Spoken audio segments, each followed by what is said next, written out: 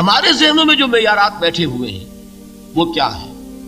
کامیابی پیسے سے ہے، کامیابی جائیداد سے ہے، کامیابی کاروبار سے ہے، کامیابی شہرت سے ہے، کامیابی اقتدار سے ہے. یہ معیارات ہیں. جو جتنا دولت مند اتنا کامیاب، جو جتنا مشہور اتنا کامیاب، جو جتنا پاپولر اتنا کامیاب، جو حکومت پر پہنچ گیا کامیاب، جس نے بڑا کاروبار جما لیا کامیاب، جس نے بہت جائیداد بنا لی کامیاب. یہی ہے اصل میں ساری بس کی گانٹھ. جو تصور کامیابی کا ہوگا اسی کے مطابق آپ کی بھاگ دوڑ ہوگی، اسی کے لیے جد و جہد ہوگی، اسی کے لیے توانائیاں صرف ہوں گی، اسی کے لیے دن رات کی مشقت ہوگی. یہ ہے اصل شے جس کی یہاں نفی ہو رہی ہے. کامیابی دولت سے نہیں، کامیابی شہرت سے نہیں، کامیابی اقتدار اور طاقت اور حکومت سے نہیں، بلکہ کامیابی ہے ایمان سے، عمل صالح سے، تواصی بالحق سے، تواصی بالصبر سے. آپ غور کیجئے اس نقطہ نظر کا، اس ایٹیچیوڈ کا، یہ جو مینٹل ایٹیچیوڈ ہے اس کا بدل جانا ہی انسانی شخصیت کے اندر انقلاب برپا کرے گا. اب آپ کا نتیجہ کیا نکلا؟ اگر تو دولت سے کامیابی ہوتی تو قارون بہت کامیاب تھا، اگر حکومت سے کامیابی ہوتی تو فرعون اور نمرود بہت کامیاب تھے. کامیابی ان سے نہیں ہے. کامیابی انسان دولت میں قارون کی دولت تک پہنچ جائے اور دنیا میں دبدبہ اور اقتدار اور سلطنت اور حکومت کے اعتبار سے وہ نمرود اور فرعون کا مقام حاصل کر لے، وہ ناکام ہے، خائب ہے، خاسر ہے، برباد ہے. اور ابو ذر غفاری کامیاب ہے، چاہے ان کے پاس کچھ نہیں تھا، جھونپڑی تک نہیں تھی، کوئی گھر نہیں تھا. حضور نے فرمایا ہے اللہ کے کچھ بندے ایسے ہوتے ہیں جو کسی محفل میں جانا چاہیں تو انہیں اجازت نہ ملے، جو کہیں اگر رشتہ کرنا چاہے کوئی ان سے رشتہ کرنے کو تیار نہ، کہیں کوئی سفارش کرنا چاہے تو ان کی کوئی بات ہی نہ سنے. لیکن اللہ کے ہاں ان کا وہ مقام ہے کہ اگر بھولے سے بھی کسی بات پر قسم کھا بیٹھتے ہیں تو اللہ ان کی قسم کی لاج رکھتا ہے. یہ ہے فرق. یہ جان لیجیے اچھی طرح. اس بات کا مان لینا آسان، اس پر سبحان اللہ کہنا آسان، لیکن اس کے مطابق آپ کے اپنے ذہن کا بدل جانا بہت مشکل. اس لیے کہ ہم متاثر ہوتے ہیں اپنے ماحول سے. وہ بڑا محل ہے، دیکھ کر ایک دفعہ جھرجھری آتی ہے، وہ بڑی سی 20 فٹ لمبی کار سناٹے کے ساتھ آپ کے پاس سے گزر گئی.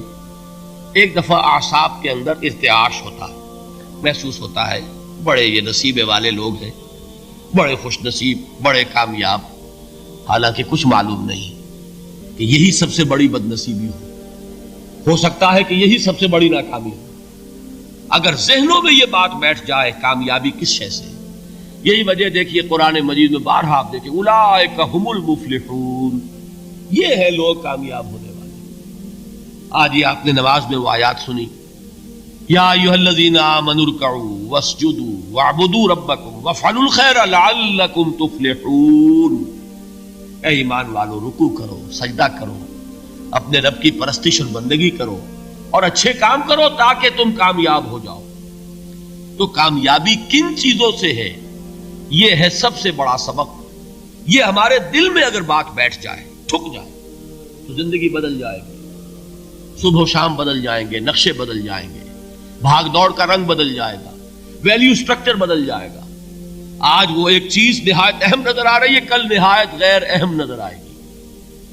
جیسے کہ حضور کی حدیث ہے ما لی ولی الدنیا، مجھے تمہاری اس دنیا سے کیا سروکار ہے. انما مثلی کراکب استظل تحت شجرۃ ثم راح فترکھا، میری مثال تو اس سوار کی سی ہے جو تھوڑی دیر کے لیے ایک درخت کے سائے میں ٹھہرتا ہے سستانے کے لیے، پھر وہ اپنا راستہ لیتا ہے. اسے اس درخت سے مستقل تعلق اس کا نہیں ہے، وہ اس کا گھر نہیں، وہ اس کی منزل نہیں. اسی طرح یہ دنیا میرا گھر نہیں ہے. اب دیکھیے ہم کہتے ہیں انا للہ و انا الیہ راجعون، ہم تو مسافر ہیں، ہم اللہ کے پاس سے آئے، اللہ کی طرف ہمیں لوٹ جانا ہے. کن فی الدنیا کانک غریب و عابر سبیل، حضور فرماتے ہیں دنیا میں ایسے رہو جیسے کہ تم اجنبی ہو یا راہ چلتے مسافر. لیکن یہ طرز عمل کب ہوگا؟ جبکہ یہ آیت ہمارے ذہنوں کے اندر بیٹھ گئی ہو، والعصر ان الانسان لفی خسر الا الذین آمنوا وعملوا الصالحات وتواصوا بالحق وتواصوا بالصبر۔ یہ ہے اصل بات جو میں نے عرض کیا تھا کہ میں بتاؤں گا صحابہ کیوں ایک دوسرے کو یاد دلاتے تھے۔ اس لیے کہ دیکھیے جیسے برف باری اگر ہو رہی ہو، آپ باہر نکلیں گے تو برف آپ کے کپڑوں پر جم جاتی ہے نا، تو آپ جھٹکتے ہیں کپڑوں کو تاکہ برف ہٹ جائے۔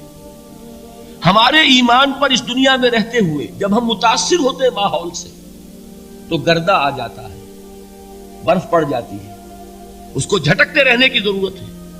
اور وہ جھٹکنے کی بہترین اور مؤثر ترین شکل یہی ہے کہ یاد رکھو کامیابی ان چیزوں سے نہیں ہے۔ چمک دمک جو ہے دنیا کی، یہ ساری چمک دمک جو تمہیں رجھا رہی ہے، جو تمہیں اپنے اندر گم کیے ہوئے ہے، یہ لفظ گم پر اقبال کا وہ شعر یاد آ گیا کہ کافر کی یہ پہچان کے آفاق میں گم ہے، اور مومن کی یہ پہچان کے گم اس میں ہے آفاق۔ تم گم نہ ہو کر رہ جاؤ، اس میں مبہوت نہ ہو کر رہ جاؤ، مرعوب نہ ہو کر رہ جاؤ، دنیا ہی کی محبت تمہارے اوپر ڈیرے نہ ڈال دے، تمہارے دلوں کے اوپر مسلط نہ ہو جائے۔